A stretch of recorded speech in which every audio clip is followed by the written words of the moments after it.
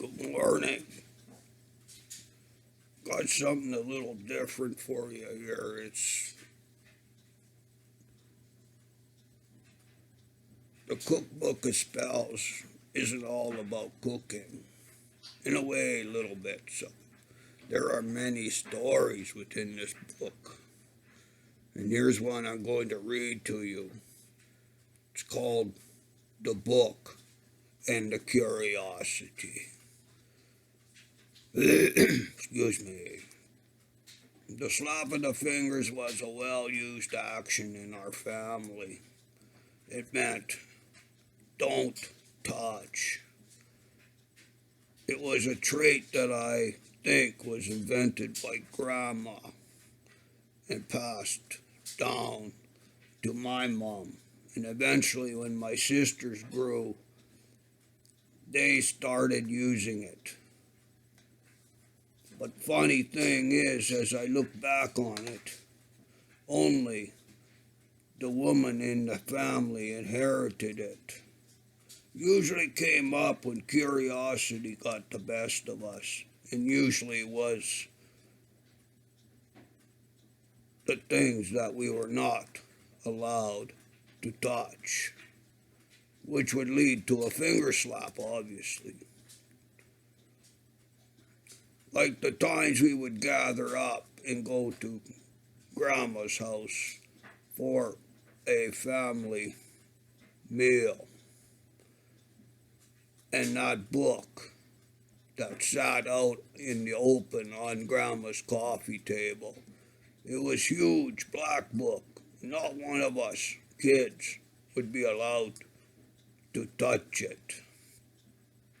Thinking back on it today, how did Grandma get everyone to gather at her house on a weekend? She had to have some sort of superpower to make this happen.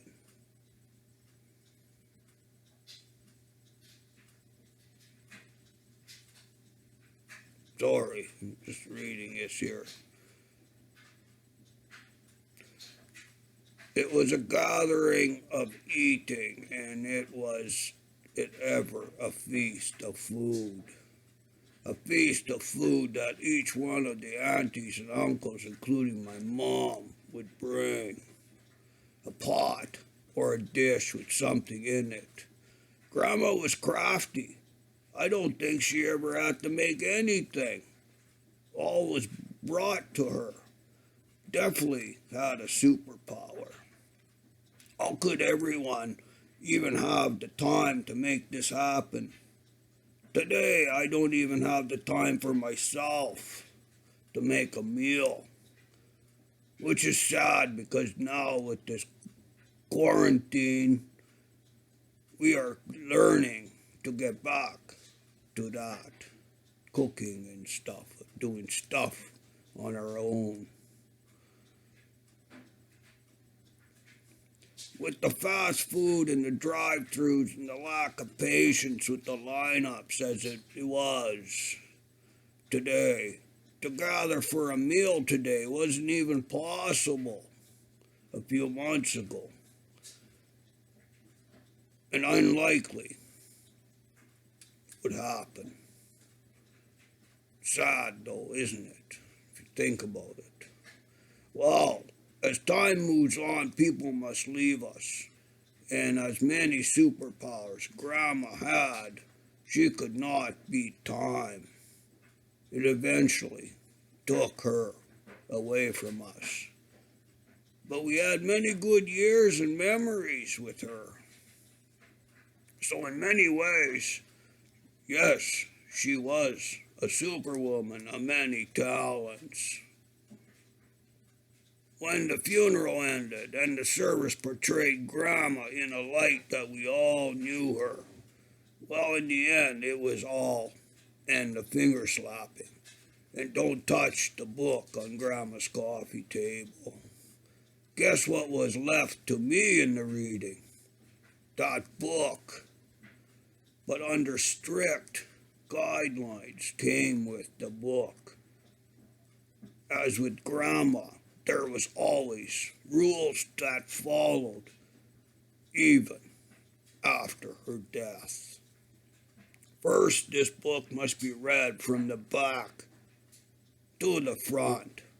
Sounded weird, but well, it was Grandma.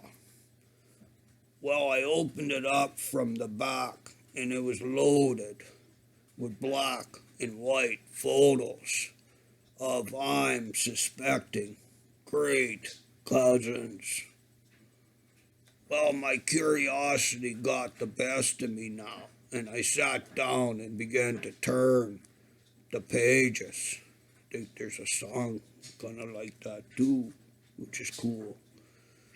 As I got into the book, the pictures began to look familiar to me.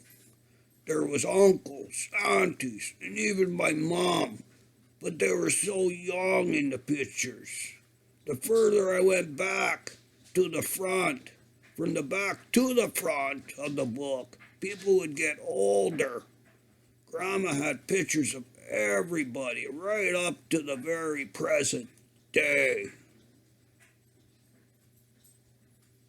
This curiosity in the book was amazing, familiar, and very interesting, and she had pictures of us. I had never even seen Grandma take a picture.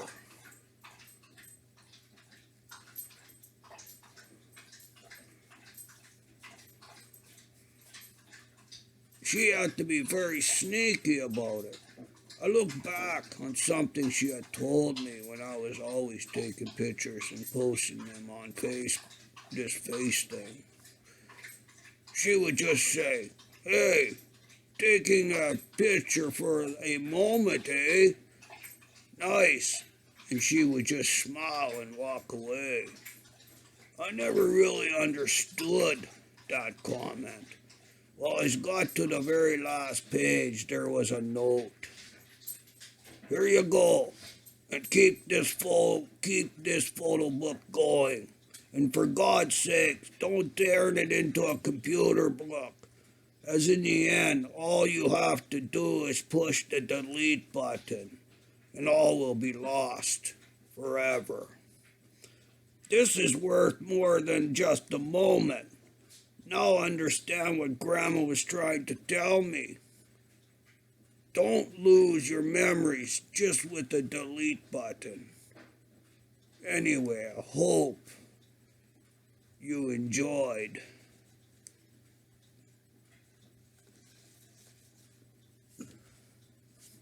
this cookbook of spells.